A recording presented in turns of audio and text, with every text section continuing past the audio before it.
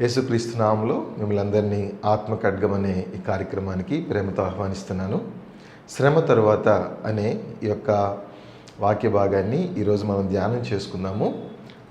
యేసుక్రీస్తు ప్రభువారు ఈ లోకంలో ఉన్నప్పుడు ఆయన అనేక శ్రమలు పొందినట్లుగా మనం దేవుని వాక్యంలో మనం చదివాం. ఆయన శరీరధారిగా ఉన్న దినాల్లో మరి కన్నీళ్లతోటూ మహారోదనతో కూడా ఆయన విలపించినట్లుగా హెబ్రీ గ్రంథకర్త రాస్తాడు. యేసుక్రీస్తు ప్రభువారు కాదు, దానికి ముందుగా అనేక మంది మన పితరులు శ్రమల గుండా వెళ్ళినట్లుగా మనం చూస్తున్నాం. ఈరోజు మనం యోసేపుని గురించి ధ్యానం చేద్దాం. యోసేపు ఏ రీతిగా శ్రమల పాలయ్యాడో మనం జ్ఞాపకం చేసుకుంటే కీర్తనల గ్రంథము 91వ అధ్యాయము 14-15 వచనాలు చదువుతాను, గమనించండి. అతడు నన్ను ప్రేమించుచున్నాడు గనుక నేను అతనిని తప్పించెదను. అతడు నా నామము నెరిగిన వాడు గనుక నేను అతనిని గనపరచెదను. అతడు నాకు మొర్ర పెట్టగా నేను అతనికి ఉత్తరం ఇచ్చేదను. శ్రమలో నేను అతనికి తోడై ఉండేదను. అతన్ని విడిపించి అతన్ని గొప్ప చేసేదను. ఈ వచనాలు చదువుతున్న ప్రతిసారి కూడా నాకు యోసేపు జ్ఞాపకం వస్తాడు. పర్టికులర్గా శ్రమలో నేను అతనికి తోడై ఉండేదను, అతన్ని విడిపించి అతన్ని గొప్ప చేసేదను. ఈ మాటలు యాక్యురేట్గా యోసేపుకి సరిపోతాయేమో అనిపిస్తుంది. ఎందుకనగా యోసేపు జీవితంలో అనేకమైన శ్రమల గుండా ఆయన వచ్చాడు. అయితే ప్రభు విడిచిపెట్టాడా అంటే విడిచిపెట్టలేదు. మనం గమనిస్తే ఆదికాండము 39వ అధ్యాయము ఎక్కడైతే యోసేపు పోతీఫర్ ఇంట్లో మరి ఉంటాడో అక్కడి నుంచి రాయబడిన మాట దాదాపు 3 సార్లు అక్కడ రాయబడి ఉంది, యెహోవా యోసేపునకు తోడై ఉండెను, యెహోవా యోసేపునకు తోడై ఉండెను. యోసేపు పొందిన ఈ భయంకరమైన శ్రమల్లో ఒకవేళ యెహోవా కనుక యోసేపునకు తోడై ఉండకపోతే యోసేపు పరిస్థితి ఏంటి? మీరు అనుకుంటున్నారు ఈ భయంకరమైన శ్రమలో నేను వెళ్తున్నాను, అయితే ప్రభు నాతో ఉన్నాడా అని మీరు అనుకుంటున్నారు. కానీ ప్రేమైన దేవుని బిడ్డలారా, ప్రభు మీతో ఉన్నాడు. శ్రమలో నేను అతనికి తోడై ఉండేదను. దావీదు కీర్తనాకారుడైన దావీదు కూడా రాస్తూ, గాఢాంధకారపు లోయలో నేను సంచరించినను ఏ అపాయం నాకు భయపడను. కీర్తన గ్రంథం 23వ అధ్యాయం మనకు తెలిసిన కీర్తన కదా. యెహోవా నా కాపరి, నాకు లేమి కలగదు. పచ్చిక గల చోట్ల ఆయన నన్ను నడిపించుచున్నాడు, శాంతికరమైన జలముల యొద్ద ఆయన నన్ను నడిపించున్నాడు. అక్కడ మాత్రమే కాదు, గాఢాంధకారపు లోయల గుండా కూడా ఆయన నన్ను నడిపించే దేవుడు. అయితే గాఢాంధకారపు లోయల గుండా వెళుతున్నప్పుడు నీవు నాకు తోడయ్యుందువు అని రాస్తాడు. నీ దుడ్డు కర్ర నీ దండమును ఆదరించును అని రాస్తాడు. అలాగే యెషయా గ్రంథం 43వ అధ్యాయంలో కూడా నీవు జలములలో పడి వెళ్ళుచున్నప్పుడు నేను నీకు తోడుగా ఉంటాను, నువ్వు అగ్ని మధ్య నడుచున్నప్పుడు కాలిపోవు. ఎందుకో తెలుసా? ఇశ్రాయేలు, నేను నిన్ను పేరు పెట్టి నిన్ను పిలుచుకున్నాను, నీవు నా సొత్తు అని రాస్తాడు. కాబట్టి ఈరోజు శ్రమ తరువాత అనే ఆ వాక్య భాగాన్ని మనము ధ్యానం చేద్దాం. ఆదికాండము 37వ అధ్యాయము 3వ వచనంలో, మరియు యోసేపు ఇశ్రాయేలు వృద్ధాప్యమందు పుట్టిన కుమారుడు గనుక తన కుమారులందరికంటే ఎక్కువగా అతన్ని ప్రేమించి అతని కొరకు విచిత్రమైన నిలువుటంగిని కుట్టించెను. యోసేపు యాకోబు యొక్క వృద్ధాప్యంలో పుట్టాడు. మరి ఆ యోసేపును యాకోబు అధికంగా ప్రేమిస్తున్నాడు, మిగతా సహోదరుల కంటే అధికంగా ప్రేమిస్తున్నాడు, ఎక్కువ ప్రేమను చూపిస్తున్నాడు. ఇదంతా చూసినప్పుడు అతని సహోదరులకి యోసేపు మీద అసూయ కలిగింది. 11వ వచనం మనం గమనిస్తే, అతని సహోదరులు అతని యందు అసూయపడిరి అని రాయబడింది. అసూయ వచ్చిందట సహోదరులకి యోసేపు మీద. యోసేపు ఇంకా ఏం చేస్తున్నాడు? అన్నల యొక్క చెడుతనాన్ని తీసుకెళ్ళి తండ్రితో చెప్తా ఉన్నాడు. యవ్వన ప్రాయంలో ఉన్నాడు. మనం గమనిస్తే ఆదికాండం 37వ అధ్యాయం 2వ వచనంలో, యోసేపు 17 ఏండ్ల వాడై తన సహోదరులతో కూడా మందను మేపుచుండెను. టీనేజ్ బాయ్ యోసేపు యవ్వన ప్రాయంలో ఉన్నాడు. అన్నలు చెడుతనం చేస్తుంటే తీసుకెళ్ళి తండ్రికి చెప్తున్నాడు. అన్నలందరూ ఒకవేళ అన్నల్లో చెడుతనం ఉంది, యోసేపు వాళ్ళతో కలిసిపోలేదు. మనం చదివితే ఆదికాండంలో ఒక మాట ఉంటుంది. నోవహును గురించి ఒక శ్రేష్టమైన మాటను మనం చదువుకోవచ్చు. ఆదికాండము 6వ అధ్యాయంలో 11వ వచనం మనం గమనిస్తే, భూలోకము దేవుని సన్నిధిని చెడిపోయి ఉండెను, భూలోకము బలత్కారముతో నిండి యుండెను అని రాస్తాడు. అంతేకాదు 9వ వచనం మనం గమనిస్తే, నోవహు వంశావళి ఇదే, నోవహు నీతిపరుడును తన తరములో నిందారహితుడునై ఉండెను, నోవహు దేవునితో కూడా నడిచినవాడు. తన చుట్టూ ఉన్న మానవాళి అంతా కూడా పాపంలో ఉన్నారు, పాపాన్ని చేస్తున్నారు, ఆసక్తిగా పాపాన్ని వెంబడిస్తున్నారు. కానీ నోవహు గురించి రాయబడిన మాట ఏంటంటే, అతని తరములో అతను మాత్రం నీతిగా ఉన్నాడట, దేవునితో సహవాసం కలిగి దేవునితో నడుస్తున్నాడు. ప్రేమైన దేవుని బిడ్డలారా, నీ చుట్టూ ఉన్న వాళ్ళు పాపం చేస్తే నువ్వు కూడా చేయాల్సిన ఆవశ్యకత ఏం లేదు. నీ నీతిని నువ్వు కాపాడుకోవచ్చు, నీ పరిశుద్ధతను నువ్వు కాపాడుకోవచ్చు. యోసేపు జీవితంలో మనం అది చూస్తున్నాం. సహోదరులు మిగతా వారు చెడుతనం వాళ్ళ జీవితాల్లో ఉంది, కానీ యోసేపు దాన్ని తన జీవితంలోనికి రానివ్వలేదు. పైగా వారి చెడుతనాన్ని తీసుకెళ్లి తండ్రికి తెలియజేసినట్లుగా మనం చూస్తున్నాము. యోసేపు 2 కలలు కన్నాడు. ఫలాల గురించిన కళ కన్నాడు, సూర్యచంద్ర నక్షత్రాల గురించిన కళ కన్నాడు. ఆ కళలను తన సహోదరులకు చెప్పినప్పుడు వాళ్ళు అన్నారు, నువ్వు మా మీద అధికారిగా ఉంటావా, నువ్వు మమ్మల్ని పరిపాలిస్తావా, తల్లిదండ్రులు కూడా నీకు సాగిలు పడతారా అని యోసేపుని గురించి వాళ్ళు అసూయపడినట్లుగా దేవుని వాక్యం చాలా స్పష్టంగా ఉంది. ఒకరోజు ఏమైందో తెలుసా, అన్నలు గొర్రెలు కాచుకోవటానికి షెకెము ఆ ప్రాంతానికి వాళ్ళు వెళ్ళినప్పుడు యాకోబు యోసేపుని పిలిచి అన్నలకి మరి భోజనాన్ని తీసుకెళ్ళమని చెప్పినప్పుడు యోసేపు వారి యొద్దకు వెళ్తాడు. వారి యొద్దకు వెళ్ళినప్పుడు వాళ్ళు దోతాన్లో ఉన్నారు అని యోసేపుకు తెలియబడుతుంది. అప్పుడు దోతానికి వెళ్తాడు. దోతానికి వెళ్ళిన తర్వాత అన్నలు యోసేపుని చూసి ఒక మాట అంటారు. ఆ మాట చూడండి, ఆదికాండం 37వ అధ్యాయము 20వ వచనంలో, వీని చంపి ఇక్కడనున్న ఒక గుంటలో పారవేసి దుష్టమృగము వీని తినివేసినని చెప్పుదము, అప్పుడు వీని కలలే మగును, సూతము రండని ఒకరితో ఒకడు మాటలాడుకునేది. They want to destroy the vision of Joseph. యోసేపు యొక్క కలల్ని, డ్రీమ్స్ని, ఆయన యొక్క దర్శనాన్ని నాశనం చేద్దాం. ఏమంటున్నారో తెలుసా అండి, వీని కలలేమగునో సూతము రండని ఒకరితో ఒకటి చెప్పుకున్నారట. ఇది చదివినప్పుడు ఒక సందర్భం జ్ఞాపకం వస్తుంది. అపోస్తల కార్యముల గ్రంథము 5వ అధ్యాయం 34వ వచనం మనం గమనిస్తే, సమస్త ప్రజల వలన ఘనత నొందిన వాడును ధర్మశాస్త్రోపదేశకుడైన గమలీయేలు అని ఒక పరిసయ్యుడు మహాసభలో లేచి ఏమన్నాడు తెలుసా, ఈ దినములకు పూర్వము తోదా అనే ఒకతను, అలాగే గలలీయుడైన యోధ, వారిరువురు లేచి వారి యొక్క వ్యక్తిగత సైన్యంతోటి ఒక రివోల్ట్ తీసుకొచ్చారు, ఒక వ్యతిరేకతను తీసుకొచ్చారు ప్రభుత్వం మీదకి. అయితే వారి ఇరువురు కూడా నశించారు. అందుకని ఒక శ్రేష్టమైన మాట గమలీయేలు గారు అంటారు 38వ వచనం మనం గమనిస్తే, కాబట్టి నేను మీతో చెప్పున్నదేమనగా ఈ మనుష్యుల జోలికి పోక వారిని విడిచిపెట్టుడి. ఈ ఆలోచన అయినను ఈ కార్యమైనను మనుష్యుల వలన కలిగినదాయన అది వ్యర్థమగును, దేవుని వలన కలిగినదాయన మీరు వారిని వ్యర్థపరచలేరు. మీరు ఒకవేళ దేవునితో పోరాడువారవదురు సుమి. ఎంత శ్రేష్టమైన మాట.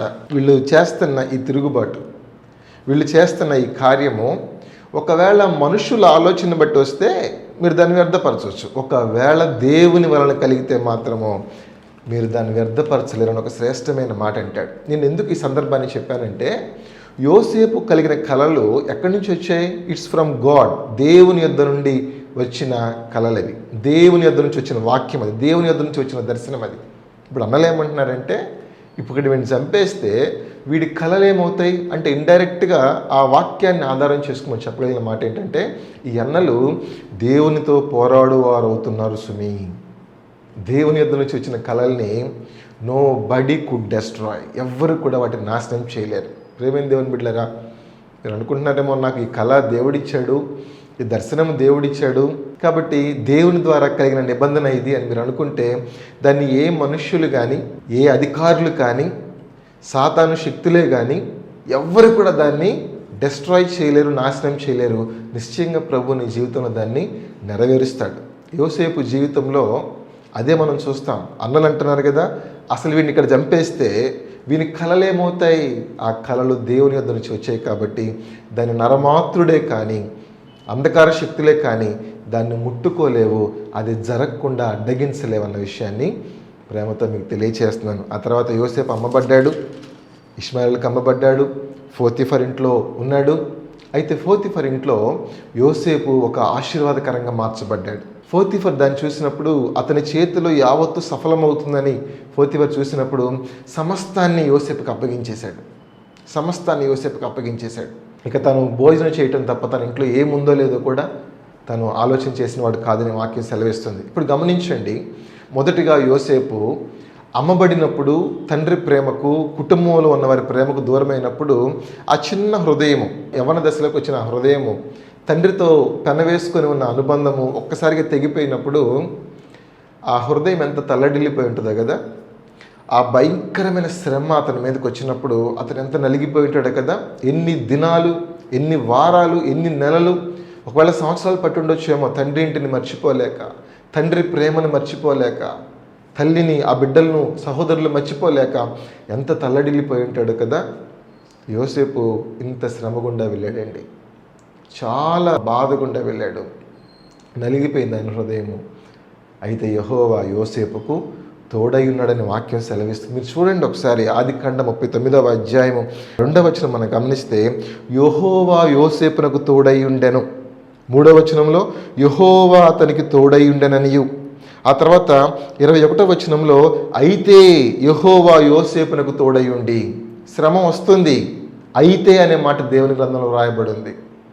ఇదంతా కూడా దేవుని ప్రేమించే వారికి సమస్తము సమకూడి మేలు కలుగుటకే జరుగుతాయి అని చాలా స్పష్టంగా వాక్యం సెలవిస్తూ ఉంది. ప్రేమైన దేవుని బిడ్డలారా, యోసేపు బహుభయంకరమైన శ్రమ గుండా తండ్రిని విడిచిపెట్టాడు, తన ప్రియమైన కుటుంబాన్ని విడిచిపెట్టాడు. చిన్నవాడు శ్రమతో నలిగిపోయాడు. ఇప్పుడు రెండవది అమ్మబడ్డాడు, దాసునిగా ఉన్నాడు, బానిసగా ఉన్నాడు. అయితే యెహోవా తోడై ఉండి పోతీఫర్ ఇంట అతను ఒక ఆశీర్వాదకరంగా మార్చబడ్డాడు. మరొక శ్రమ అతని కోసం ఎదురు చూస్తూ ఉంది. పోతీఫర్ భార్య యోసేపు మీద కన్ను వేసింది. మనం చూస్తాం చూడండి 39వ అధ్యాయము 10వ వచనంలో, సాధారణంగా ఒక్కసారి యోసేపు దగ్గరికి వెళ్ళి పాపం చేయమని అడిగితే అతను దాన్ని వ్యతిరేకించడం కాదు, కానీ పోతీఫర్ భార్య యోసేపును ఎంతగా శోధిస్తుంది అంటే మనకు ఒక పదం గమనించండి. 10వ వచనము, దినదినము ఆమె యోసేపుతో మాట్లాడుచుండెను. ఈ దినదినం అనే మాట చాలా పర్టికులర్గా మనం గమనించాలి. ఎందుకంటే ఆల్ ఆఫ్ ఎ సడన్ ఆమె యోసేపు దగ్గరికి వెళ్ళిపోయి మనం పాపం చేద్దాం రా అని చెప్పలేదు. అలా చెప్పుంటే ఒకవేళ ఆయన కాదు అంటే అంత గొప్పతనం ఏమి ఉండేది కాదేమో. కానీ అక్కడ రాయబడిన పర్టికులర్గా ఒక వర్డ్ ఏంటంటే ఎవ్రీడే, దినదినము కూడా ఆమె యోసేపును అనేక రకాలుగా శోధిస్తుంది, అనేక విధమైన మాటలతో లోపరుచుకోవడానికి ప్రయత్నం చేస్తుంది. కానీ ఒక యవ్వనస్తుడు తన పరిశుద్ధతను కాపాడుకుంటున్నాడండి. యవ్వన ప్రాయంలో తన పరిశుద్ధతను తండ్రి ఇంటిలో చెడుతనానికి దూరంగా ఉన్నాడు. ఇప్పుడు దాసుడిగా అమ్మబడ్డాడు, ఒక అధికారిగా స్థిరపడ్డాడు. తనకంటే పైన ఏ అధికారము లేదు, పాపం చేయడానికి ప్రతి అవకాశము ఉంది. పైగా ఆ రోజు ఒంటరిగా ఆ స్త్రీ అతన్ని పాపం చేద్దాము, నో బడీ విల్ సీ, మనం పాపం చేద్దాం రా అని పిలిచినప్పుడు యోసేపు అన్నాడు ఒక మాట, శ్రేష్టమైన మాట అండి, చాలా విలువైన మాట, ఇష్టమైన మాట. ఆ మాట ఆదికాండము 39వ అధ్యాయము 9వ వచనంలో, నీవు అతని భార్య అయినందున నిన్ను తప్ప మరి దేనిని నాకు అప్పగింపక ఉండలేదు, కాబట్టి నేనెట్లు ఇంత ఘోరమైన దుష్కార్యము చేసి దేవునికి విరోధముగా పాపము కట్టుకొందునని తన యజమానుని భార్యతో అనెను. చూడండి, ఆమంటది, పోతీఫర్ భార్య అంటది, ఇంట్లో ఎవరు లేరు, మన ఇద్దరమే ఉన్నాము అంటే యోసేపు అంటాడు, కాదు దేవుడు కూడా ఉన్నాడు అంటాడు. అక్కడ అంటున్నాడు ఆ మాట, నేను ఎట్లు ఇంత ఘోరమైన దుష్కార్యం చేసి దేవునికి విరోధముగా పాపం కట్టుకుందని చెప్పి ఆ గదిలోనికి దేవుణ్ణి తీసుకొచ్చాడు యోసేపు. ఇదండి యోసేపు యొక్క భయము, భక్తి దేవుని పట్ల, ఆయనకున్న పరిశుద్ధతను కాపాడుకోవాలని ఆయనకున్న ఆతృత. అది ఒక మంచి మాట రాయబడి ఉంటుంది చూడండి. ఆదికాండము 39వ అధ్యాయము 12వ వచనం, అప్పుడు ఆమె అతని వస్త్రము పట్టుకుని తనతో శయనింపుమని చెప్పగా అతడు తన వస్త్రమును ఆమె చేతిలో విడిచిపెట్టి తప్పించుకొని బయటికి పారిపోయాను. తిమోతి పత్రికలో పౌలు గారు రాస్తారు, యవనస్తుడా నువ్వు పాప యుద్ధ నుంచి పారిపో అని రాస్తాడు. తిమోతికి రాసిన 2వ పత్రిక 2వ అధ్యాయము 22వ వచనంలో, నీవు యవ్వనేచ్ఛల నుండి పారిపోమ్ము, ఫుట్ నోట్లో అంటాడు కదా, విడిచి పారిపోమ్ము అంటాడు. యోసేపు అదే చేశాడు. యోసేపు దినాల్లో దేవుని గ్రంథం లేదండి, ఈ రీతిగా దేవుని వాక్యం చెప్పేవాళ్ళు లేరు, బైబిల్ లేదని చెప్తున్నాను కాబట్టి తను దేవునికి భయపడుతూ ఉన్నాడు. పౌలు గారు రాస్తారు తిమోతికి, నువ్వు యవ్వన ఇచ్చల నుండి పారిపోమ్మని రాస్తాడు. యోసేపు అదే చేశాడు.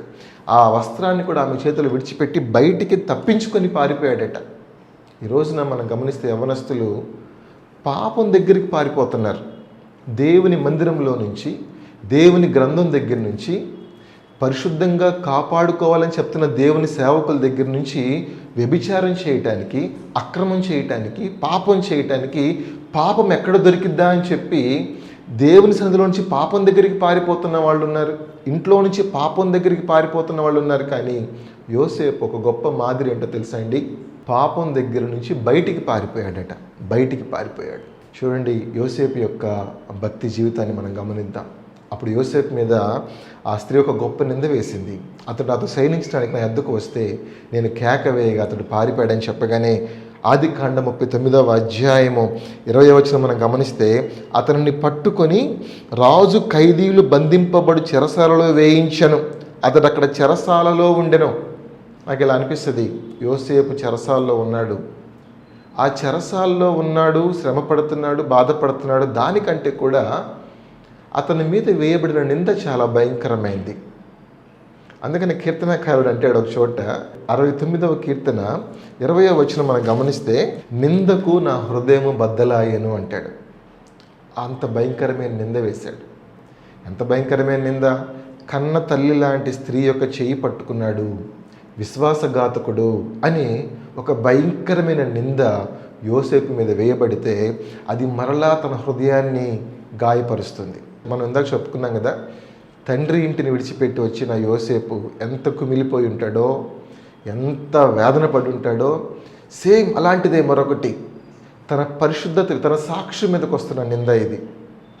కన్న తల్లి లాంటి స్త్రీ యొక్క చేయి పట్టుకున్నాడు అనే ఆ నింద ఎంత ఘోరమైన నింద తెలుసా? యోసేపు అతను దాన్ని జీర్ణించుకోలేకపోతున్న క్రమంలో ఎంత వేదన పడ్డాడో, ఎంత నలిగిపోయాడో ఆ చెరసాల్లో ఉండి. అక్కడే రాయబడిన మాట చూడండి, ఆదికాండం 39వ అధ్యాయము 21వ వచనములో, అయితే యెహోవా యోసేపునకు తోడయుండి. చూడండి, శ్రమలు వస్తున్నాయి, అలాగే యెహోవా కూడా యోసేపునకు తోడైనట్లుగా మనం చూస్తున్నాం.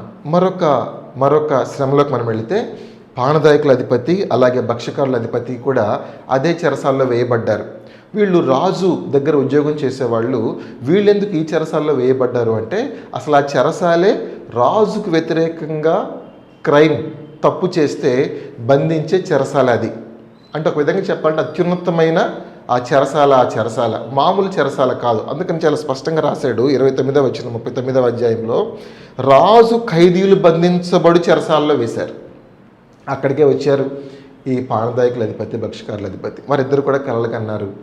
వారిద్దరు కలలు కన్నప్పుడు వారు చెప్పారు యోసేపుకి, వారి కలలు చెప్పినప్పుడు యోసేపు ఒక మాట అన్నాడు, మీరు ఎందుకు విచారంగా ఉన్నారు, ఏమైందంటే, మేము ఒకే రాత్రి ఇద్దరం కలలను కన్నాము అని చెప్పి మా కలలను బట్టి మేము కలవరపడుతున్నాం అని చెప్పినప్పుడు యోసేపు ఒక మాట అంటాడు. చూడండి, ఆదికాండము 40వ అధ్యాయము 8వ వచనం, అందుకు వారు, మేము కలలు కంటిమి, వాటి భావము చెప్పగల వారు ఎవరునూ లేరని అతనితో ననగా, యోసేపు వారిని చూచి, భావములు చెప్పుట దేవుని అధీనమే కదా, మీరు దయచేసి ఆ కళలు నాకు వివరించి చెప్పుడా. నేను యోసేపు అంటాడు, కలలు కన్నారా, ఆ భావం తెలియక కలవరపడుతున్నారా, అయితే ఒక పని చేయండి, కళల యొక్క భావం చెప్పటము దేవుని ఆధీనం కాబట్టి ఆ కళలు నాకు చెప్పండి అంటే, అవును, కళలో భావం చెప్పడం దేవుని ఆధీనమే, మరి నువ్వెలా చెప్తావు అంటే యోసేపు అంటాడు, ఆ దేవుడు నాకు తోడై ఉన్నాడు, ఆ దేవుడు నాకు తోడై ఉన్నాడు కాబట్టి ఆ కళలు నాకు చెప్పండి, వాటి భావం నేను చెప్తానని చెప్పి పానదాయకుల అధిపతికి, భక్ష్యకారుల అధిపతికి ఆ కళ్ళ భావం చెప్పినప్పుడు ఒక చిన్న రిక్వెస్ట్ చేస్తాడు. ఆ రిక్వెస్ట్ ఏంటంటే 40వ అధ్యాయము 14వ వచనంలో, కాబట్టి నీకు క్షేమము కలిగినప్పుడు నన్ను జ్ఞాపకము చేసుకొని నా యందు కరుణించి ఫరోతో నన్ను గూర్చి మాట్లాడి ఈ ఇంటిలో నుండి నన్ను బయటికి రప్పించుము, నేను ఏ తప్పు చేయలేదు అని పానదాయకుల అధిపతితో మొరపెట్టుకున్నాడు, మనవి చేసుకున్నాడు. అయితే ఏం జరిగిందో తెలుసా అండి? ఆ 40వ అధ్యాయము 23వ వచనంలో, అయితే పానదాయకుల అధిపతి యోసేపును జ్ఞాపకము చేసుకొనక అతన్ని మరచిపోయాను. ఒకవేళ యోసేపు కనిపెడుతున్నాడేమో, పానదాయకుల అధిపతికి మరలా పవర్ వచ్చేసింది, మరలా ఆయన ఉద్యోగం, ఆయన మర్యాద ఆయనకు వచ్చేసింది కాబట్టి ఏ క్షణమైనా సరే నన్ను విడిపించడానికి మనుషులు వస్తారు, ఆయన నా గురించి మాట్లాడతాడని చెప్పి వెయిట్ చేస్తున్నాడు. ఏమి జరగట్లే. కారణం ఏంటంటే, ఆ పానదాయకుల అధిపతి అసలు యోసేపుని గురించి మర్చిపోయాడు. అప్పుడు యోసేపు అనుకొని ఉంటాడు, నాకున్న చిన్న రే ఆఫ్ హోప్, చిన్న ఆశాకిరణము, ఆయన ద్వారా ఏమన్నా నాకు మేలు జరిగిద్ది అనుకున్నాను, కానీ ఆ మేలు నాకు జరగలేదు అని యోసేపు మళ్ళీ బాధపడ్డాడేమో. అలా ఎంతకాలమో తెలుసా? ఇంకా 2 ఏళ్ళు గడిచిపోయింది. 41వ అధ్యాయము ఈ మాటతో స్టార్ట్ అయ్యిద్ది, 2 ఏండ్లు గడిచిన తరువాత అని. ఆ 2 కంప్లీట్ ఇయర్స్ యోసేపు ఆ చెరసాల్లోనే ఉండిపోయాడు. చెరసాల్లో ఉండిపోయాడు యోసేపు. అయితే దేవుడు యెహోవాకు అయితే ఆ 2 ఏళ్ళు యోసేపు చెరసాల్లో ఉన్నాడు. అయితే యెహోవా యోసేపునకు తోడై ఉండెను. ప్రేమైన దేవుని బిడ్డలారా, అది నెలలు కావచ్చు, సంవత్సరాలు కావచ్చు, ఆ శ్రమ కొనసాగుతూ ఉండగా ఒక మాట మీతో నేను చెప్తాను ధైర్యంగా, యెహోవా మీకు తోడై ఉన్నాడు. అది శ్రమ అని నీకు అనిపించకుండా ఆయన నిన్ను ఓదారుస్తాడు, ఆయన నిన్ను ఆదరిస్తాడు. ఆ తర్వాత ఫరో కూడా ఒక కల కన్నాడట. ఒకే కళ 2 విధాలుగా వచ్చింది, కానీ భావము ఒకటే. ఇప్పుడు పానదాయకుల అధిపతి యోసేపును జ్ఞాపకం చేసుకుంటే యోసేపు చెరసాల్లోంచి పిలిపించబడ్డాడు. అప్పుడు ఫరో అంటాడు, యోసేపు నువ్వు కళ వింటే కళభావం చెప్తావంట కదా అంటే, యోసేపు అంటాడు, నేను చెప్పలేనండి. ఆయనకున్న ఒక శ్రేష్టమైన అవకాశం. యోసేపు, అవునండి నేను చెప్తానండి, మీరు చెప్పండి, నేను వెంటనే చెప్పేస్తాను, నాకు మేలు జరిగిద్ది, నన్ను విడిపిస్తారు అనుకోవట్లేదు యోసేపు. ఉన్నట్టుగా మాట్లాడుతున్నాడు, నేనైతే చెప్పలేనండి. మరి ఎవరు చెప్తారు? చూడండి, ఆ మాట బైబిల్ గ్రంథంలో రాయబడి ఉంది. 41వ అధ్యాయం ఆదికాండము 15వ వచనం మనం గమనిస్తే, ఫరో యోసేపుతో, నేను ఒక కల కంటిని, దాని భావమును తెలుపగల వారెవరూ లేరు. నీవు కలను విన్న ఎడల దాని భావమును తెలుపగలవని నిన్ను గూర్చి వింటున్నాను అతనితో చెప్పినందుకు 16వ వచనంలో, యోసేపు నా వలన కాదు, ఇట్స్ నాట్ మీ, నాకు ఇవ్వబడిన వరం ఇది, నేను చెప్పలేనండి, ప్రభువు చెప్తాడు. అందుకని అంటాడు, దేవుడే ఫరోకు క్షేమకరమైన ఉత్తరం ఇచ్చినని ఫరోతో చెప్పాను. ప్రతి చోట కూడా దేవుణ్ణి గణపరుస్తూనే ఉన్నాడండి. ఆ పోతిఫర్ ఇంట్లో ఆమె తన వస్త్రాన్ని పట్టుకొని పాపం చేద్దాం రా అంటే, అమ్మో నేను ఎట్లు దేవునికి విరోధంగా పాపం చేస్తానంటాడు. ఆ తర్వాత స్వయంగా రాజు పిలిపించి, నువ్వు చెప్తావంట కదా కళ్ళభావం అంటే, నేను చెప్పలేనండి, దేవుడు చెప్తాడండి, ఇట్ ఈస్ గాడ్. యేసుక్రీస్తు ప్రభు వారిని సాతాను 40 దినాల ఉపవాసం తర్వాత శోధిస్తూ, ఈ రాళ్ళను రొట్టెలుగా చేసుకో, లేదా ఈ పట్టణం మీద నుంచి నువ్వు దూకు, ఈ దేవాలయం దగ్గర నుంచి దూకు, ఇవన్నీ కూడా చెప్తా ఉంటే ప్రతి జవాబులో కూడా యేసుక్రీస్తు ప్రభు దేవుణ్ణి తీసుకొస్తాడు. మనుషుడు రొట్టె వలన మాత్రం కాదు, దేవుని నోటి నుంచి వచ్చే ప్రతి మాట వలన జీవిస్తాడని చెప్తాడు. అలాగే దేవాలయపు శిఖరం నుంచి దూకు అంటే, నువ్వు నీ దేవుడని యెహోవాను శోధింపవలదు అంటాడు. ఈ రీతిగా ఆ 3 శోధనలలో యేసుక్రీస్తు ప్రభు వారు దేవుణ్ణి తీసుకొని రావటం మనము చూస్తాం. ప్రేమ దేవుని బిడ్డలారా, గాడ్ ఈజ్ ఫస్ట్, దేవుడు మొదట. ఆ తర్వాత ఏమైందో తెలుసా అండి? యోసేపు ఘనపరచబడ్డాడు, యోసేపు హెచ్చించబడ్డాడు. యోసేపుని పిలిపించిన కారణం ఏంటంటే, ఈ కలభావం చెప్పు అన్నాడు. కానీ యోసేపు ఏం చేశాడో తెలుసా? కలభావం చెప్పటం మాత్రమే కాదు, దానికి ఒక రెమెడీ కూడా చెప్పాడు. ఇలా జరగబోతుంది కాబట్టి దీనికి ఒక సొల్యూషన్ ఏంటో చూడండి అని చెప్పి, ఆ దేవుని జ్ఞానం కలిగిన వ్యక్తిగా యోసేపు దానికి ఒక పరిష్కారాన్ని కూడా చెప్పడం అనేది చాలా ఆశ్చర్యాన్ని కలిగిస్తుంది. ఒకసారి చూడండి, ఆదికాండం 41వ అధ్యాయము 33వ వచనం మనం గమనిస్తే, కాబట్టి ఫరో వివేక జ్ఞానములు గల ఒక మనుష్యుని చూచుకొని ఐగుప్తు దేశం మీద అతన్ని నియమింపవలెను. ఇది ఫరో అడగలే. ఫరో అడిగిందంటే తెలుసా? నాకు ఒక కల వచ్చింది బాబు, ఆ 7 ఆవులు బలహీనమైన వెన్నులు, బలమైన వెన్నులు, బలమైన ఆవులు, బలహీనమైన ఆవులు, అదంతా కూడా 7 సంవత్సరాల సమృద్ధి వస్తుంది, 7 సంవత్సరాల కరువు దాని వెంటనే వస్తుంది, అంతవరకే కలభావం. కానీ ఇప్పుడు యోసేపు ఏం చెప్తాడో తెలుసా? దాని నెక్స్ట్ స్టెప్ చెప్తున్నాడు రాజుకి. ఏం చెప్తున్నాడంటే, నువ్వు ఇలా చెయ్యి, ఒక మనిషిని నియమించు, దేశం క్షేమంగా ఉంటుందని చెప్పినప్పుడు ఫరో ఒక శ్రేష్టమైన మాట అంటాడు. చూడండి 38వ వచనం అండి, అతడు తన సేవకుల్ని చూచి, ఇతని వలె దేవుని ఆత్మగల మనుష్యుని కనుగొనగలమా అని అనెను. దేవుని ఆత్మ యోసేపునకు తోడై ఉన్నాడు. దేవుడు ఆత్మ గనుక అని రాయబడింది కదా. యెహోవా యోసేపునకు తోడై ఉన్నాడంటే, ఆత్మయున్న దేవుడు యోసేపునకు తోడై ఉన్నాడు. నీకు కూడా ఆత్మయున్న దేవుడు, పరిశుద్ధాత్మ దేవుడు నీకు కూడా తోడుగా ఉన్నాడు. ఒక అన్యరాజు ఒక దేవుని బిడ్డను గురించి ఇస్తున్న సాక్ష్యము, ఇతని వలె దేవుని ఆత్మగల వ్యక్తిని మనం కనుగొనలేం. No where we can find. Such a person filled with the holy spirit no where we can find. ఈ మాట ఇది శ్రేష్టమైన సాక్ష్యం అండి, బలమైన సాక్ష్యం ఇది. ఆ తర్వాత ఒక మాట చెప్తాను ముగింపులో. ఆ 7 సమృద్ధి గల సంవత్సరాలు వచ్చాయి, దాని వెనువెంట 7 కరువు గల సంవత్సరాలు కూడా వచ్చాయి. ఆ కరువు ఎంత భయంకరంగా ఉందో తెలుసా అండి? ఆ సమృద్ధి మరోబడే అంత భయంకరమైన కఠినమైన కరువు వచ్చింది. అప్పుడు ఏమైందో చూడండి.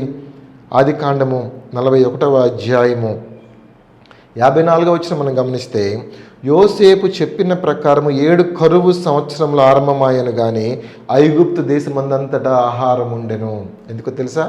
ఆ సమృద్ధిగా పండిన పంటను సంగ్రహించాడు, కొట్లు కట్టించాడు, స్టోర్ చేసేసాడు. ఆ తర్వాత ప్రజలందరూ ఫరో దగ్గరికి వెళ్ళి, మాకు ఆహారం కావాలంటే నా దగ్గరికి కాదు రావాల్సింది, యోసేపు దగ్గరికి వెళ్ళండి. ఇంకా ఆ కరువు ఎంత భయంకరంగా ఉందంటే చూడండి 57వ వచనంలో, మరియు ఆ కరువు ప్రతి దేశమందు భారమైనందున సమస్త దేశస్థులు యోసేపు నొద్దకు ధాన్యం కొనుటకు ఐగుప్తునకు వచ్చిరి. ఇక్కడ మనం గమనించాల్సిన మాట, ప్రతి దేశమందు, తర్వాత సమస్త దేశస్థులు యోసేపు నొద్దకు వచ్చారు. 1:2 ఆల్ ద నేషన్స్. సమస్త దేశస్థులు కూడా ఒక్కని వద్దకు వచ్చినట్టుగా వాక్యం సెలవిస్తుంది. యోసేపు నొద్దకు వచ్చారు. ఇందాక మనం చెప్పుకున్నాం కదా, శ్రమ తరువాత ఏమిటి? ఆశీర్వాదం. శ్రమ తరువాత ఏమిటి? ఘనత. శ్రమల తర్వాత ఏంటి? దీవెన. శ్రమల తర్వాత ఏంటి? అధికారం. యోసేపు పోతీఫర్ ఇంట్లో ఉన్నాడు కదా, గొప్ప ఆశీర్వాదం పోతీఫర్ ఇంటికి వచ్చింది. అయితే యోసేపు మీద ఉన్న ఆశీర్వాదం ఎంత గొప్పదంటే అది ఒక ఇంటికి పరిమితం అయిపోకూడదు. ఆ ఆశీర్వాదం అనేది, ఆయనకున్న ఆశీర్వాదము ఒక దేశమంతా కూడా విస్తరించగలిగినంత బలమైన ఆశీర్వాదం అతని మీద ఉంది. అది ఐగుప్తు దేశం అంతటికి సరిపోద్ది. ఆయన పోతీఫర్ ఇంట్లో ఉంటే పోతీఫర్ ఇంట్లో అంత ఆశీర్వాదమే. ఆయన ఐగుప్తు దేశం మీద అధికారి అయిపోతే ఐగుప్తు దేశం అంతా అధికారమే. అక్కడి నుంచి ప్రతి దేశం, ఒక విధంగా చెప్పాలంటే భూమి అంతటికి కూడా ఒక ఆశీర్వాదకరంగా మార్చబడ్డాడు అని మనం గ్రహించవచ్చు. అదే ఆయనకి శ్రమలు లేకుండా ఉంటే తన తండ్రి ఇంట్లో ఉండేవాడేమో, తన తండ్రి ఇంటికి ఆశీర్వాదకరంగా ఉండేవాడేమో. అదే ఒకవేళ ఒక్క శ్రమ ద్వారా పోతీఫర్ ఇంట్లో ఉండుంటే పోతీఫర్ ఇంటికి ఆశీర్వాదకరంగా ఉండేవాడేమో. అదే ఆ 2 శ్రమల తర్వాత ఆయన చెరసాల్లో వేయబడ్డాడు కాబట్టి, అక్కడి నుంచి హెచ్చించబడ్డాడు కాబట్టి ఇప్పుడు ఆయన ప్రపంచం అంతటికి కూడా ఆశీర్వాదకరంగా మార్చబడ్డాడు. అందుకనే యెషయా గ్రంథం 54వ అధ్యాయము ఆ 2-3 వచనాలు మనం గమనిస్తే, నీ గుడారపు స్థలమును విశాలపరచుము, నీ నివాస స్థలముల నిరాటంకముగా సాగనిమ్ము, నీ త్రాళ్లను పొడుగు చేయుము, నీ మేకులను దిగగొట్టుము, కుడివైపునకును ఎడమవైపునకును నీవు వ్యాపించదవు. శ్రమల తర్వాత ఏంటో తెలుసా? వృద్ధి. శ్రమల తర్వాత ఏంటో తెలుసా? వ్యాప్తి. శ్రమల తర్వాత నీ గుడారపు త్రాళ్ళు పొడవు చేయబడతాయి. ప్రేమైన దేవుని బిడ్డలారా, శ్రమల గుండా వెళ్తున్నారా? దుఃఖం గుండా వెళ్తున్నారా? దేవుడు అనుమతించిన బాధల గుండా వెళ్తున్నారా? అయితే దాని ఆవల, on the other side of this trial ఆశీర్వాదం ఉంది, వృద్ధి ఉంది, నీ యొక్క వ్యాప్తి, నువ్వు విశాలపరచబడబోతున్నావు, అది ఆవల ఉంది. ఈ రోజున ఈ మాటలు వింటున్న వారు ధైర్యం తెచ్చుకోండి. శ్రమల తరువాత ఏమిటి తెలుసా? దీవెన, ఆశీర్వాదము, ఘనత, గొప్పతనం, అధికారం. శ్రమలో నేను అతనికి తోడై ఉండదును, అతన్ని విడిపించి గొప్ప చేసేది. ఎందుకో తెలుసా? అతడు నన్ను ప్రేమించుచున్నాడు గనుక. అతడు నన్ను the only reason is he loves me, I love him. ప్రార్థించేద్దాం. పరిశుద్ధుడా, దయగలిగిన తండ్రి, నమ్మదగిన దేవ, మీకు వందనాలు.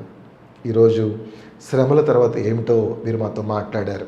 యవనస్తుడైన యోసేపు తండ్రి ఇంటి నుంచి అమ్మబడి బహుగా వేదన, బహుగా శ్రమ, ఆ తర్వాత నింద వేయబడి, కన్న తల్లి వంటి స్త్రీతో నింద వేయబడి, నిందకు తన హృదయం బద్దలవుతూ ఉన్నప్పటికీ దేవుని వాక్ అతన్ని పరిశోధిస్తూ ఉంది. చెరసాలు ఇనుము అతని ప్రాణాన్ని బాధిస్తుంది. అయినప్పటికీ నాయన ఓర్పుతో నీ ఆత్మను కలిగి నిలవబడ్డాడు. ప్రభువా, మీకు వందనాలు. అలాగే చెరసాలలో సైతము అతన్ని మర్చిపోగా, పానదాయకుల అధిపతి అతన్ని మర్చిపోగా ఇంకనూ నీ ఆత్మను కలిగి మీతో సహవాసం చేస్తూ ఉన్నాడు. అతని వల్లే దేవుని ఆత్మ గల వ్యక్తి లేనంతగా అతను మీతో సహవాసంలో ఉన్నందరిని బట్టి మీకు వందనాలు చెల్లిస్తున్నాం నాయన. ఈ భయంకరమైన శ్రమల గుండా వెళ్ళిన యోసేపును మీరు ఎంతగా ఘనపరిచారో, మీరు ఎంతగా హెచ్చించారో దేవా, కేవలము ఐగుప్తు దేశానికి మాత్రమే కాదు కానీ సమస్త దేశస్తులకు అతను నీతిగా మీరు దీవెనకరంగా మార్చారో మేము విని మీకు వందనాలు చెల్లిస్తూ ప్రభువా దేవా, మరి ఈ సమయంలో నీ బిడ్డలు ఎవరైతే శ్రమల గుండా వెళుతున్నారో వారిని ధైర్యపరచండి, వారిని ఆదరించండి, వారి కన్నీరు తొడవండి, వారికి తోడుగా ఉండి వారిని విడిపించి గొప్ప చేయమని యేసుక్రీస్తు శక్తిగల పరిశుద్ధ నామములో స్తుతించి ప్రార్థించి వేడుకొనుచున్నాము తండ్రి. ఆమేన్, ఆమేన్, ఆమేన్. మీ ప్రార్థన అవసరాల కొరకు మీకు స్క్రీన్ పైన చూపించబడే ఫోన్ నెంబర్స్కి ఫోన్ చేయండి. మీ కొరకు భారంగా ప్రార్థన చేస్తాం. God bless you.